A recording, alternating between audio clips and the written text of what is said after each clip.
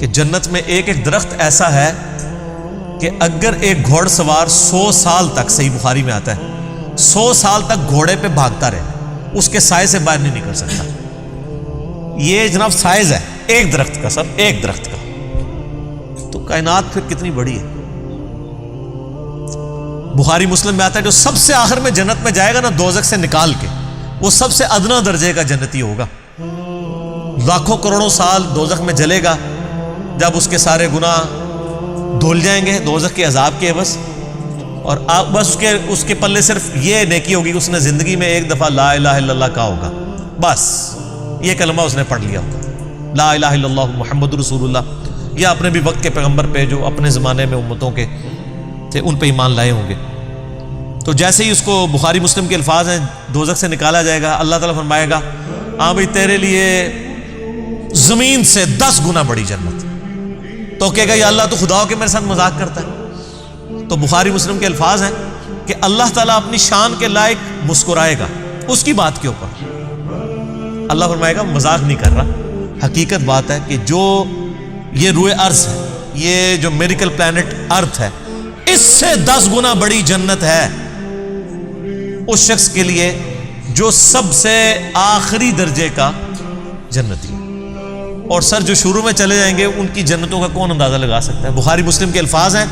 کہ جنت میں ایک درجے والا اپنے سے اوپر والے درجے کو یوں دیکھے گا جیسے تم ستارے دیکھتے ہو، اور وہ فرق ایک نیکی کا ہوگا، ایک نیکی کا، اور یہ درجوں کا فرق۔ یہ تو سر اب ہمیں جب سائنٹسٹ بتا رہے ہیں نا گلیکسیز کی تعداد، اور بتا رہے ہیں جی 2.5 ارب گلیکسیز ہیں، اور ہر گلیکسی میں 300 ارب سے زیادہ سورج اور اس کے ساتھ زمینیں ہیں، تو یہ اللہ نے پورا انتظام کیا ہوا سر۔ اس وقت بھی جتنی کائنات ڈسکور ہو چکی ہے نا، اگر یہی جنتیوں میں بانٹ دی جائے نا تو یہ بھی اس سے بڑی ہے۔ اللہ نے تو کیا کچھ پیدا کر دیا، اسی لیے قرآن حکیم میں آتا ہے نا کہ تمہارے رب کے لشکروں کو کوئی نہیں جانتا اس کے سوا۔ ہم تو یعنی مخلوقات کا احاطہ کر ہی نہیں سکتے جو کچھ اللہ نے پیدا فرما دیا۔ تو اللہ تعالیٰ ہمارا ہے کہ ٹہنیوں والے درخت ہوں گے ان جنتوں کے، فَبِأَيِّ آلَاءِ رَبِّكُمَا تُكَذِّبَانِ فِيهِمَا عَيْنَانِ تَجْرِيَانِ، ان باغوں میں 2 چشمے جاری ہوں گے، فَبِأَيِّ آلَاءِ رَبِّكُمَا تُكَذِّبَانِ فِيهِمَا مِن كُلِّ فَاكِهَةٍ زَوْجَانِ، اور ان باغوں میں ہر طرح کے میووں کی بھی 2 قسمیں ہوں گی، ہر میوے کی 2 قسمیں ہوں گی۔ اللہ اکبر۔ فَبِأَيِّ آلَاءِ رَبِّكُمَا تُكَذِّبَانِ متقین علی فرش بطائنها من استبرق، جو جنتی ہیں وہ تکیہ لگائے بیٹھے ہوں گے بستروں پر جن کے استر جو ہیں وہ گاڑے ریشم کے ہوں گے، وجن الجنتین دان، اور دونوں باغوں کا پھل نیچا جھکا ہوگا۔ یہ نہیں ہے کہ جناب آپ وہ درخت اتنے بڑے بڑے ہیں تو جناب آپ کو کوئی سیڑھی لگا کے یا کسی ڈرون میں بیٹھ کے جانا پڑے، نہیں، ٹہنی لٹک رہی ہوں گی، بلکہ اشارہ کریں گے تو ٹہنی اپنے پاس آ جائے گی، اور آپ اس کو پھل کے توڑ کے کھائیں گے، کیونکہ جنت کو تو فنا نہیں ہے، آپ کے توڑ کے ختم ہوگا ایک اور وہاں پہ لگ جائے گا۔ جنت میں کوئی چیز ختم نہیں ہونی سر، جتنا مرضی کھاؤ پیو، ختم کوئی چیز نہیں ہونی، جو آپ کھائیں گے نا آپ، اچھا، اور آپ کو بھی تکلیف سے آزاد کر دیا، کوئی پیشاب نہیں ہے، کوئی پخانہ نہیں ہے۔ بخاری مسلم کے الفاظ ہیں ایک خوشبودار ڈکار آئے گی، سب کچھ ہضم، اور کوئی قبض والا معاملہ نہیں ہوگا، کوئی پیٹ خراب ہونے والا نہیں ہوگا، وہاں اپنے آپ لذت کے لیے کھائیں گے اور بھوک بھی نہیں ہوگی، بھوک کے بغیر بھی لذت کی وجہ سے آپ کھانا کھائیں گے، اور لذت کی وجہ سے آپ جتنا مرضی، یہاں پہ بھی لوگ بھوک کے بغیر لذت کے لیے کتنا کچھ کھا جاتے ہیں، کہتے ہیں میں تو ہنے کھانا کھا کے آیا تو رکھو تو پھر 2 پلیٹاں کھا جاتے ہیں، ٹھیک، ادھر بھی اتنے لوگ موجود ہیں، بعض میں جو کچھ بھی بیچاروں کے ساتھ ہوتا رہے تو وہ ایک لادہ بات ہے، لیکن وہاں پہ یہ کچھ نہیں ہوگا۔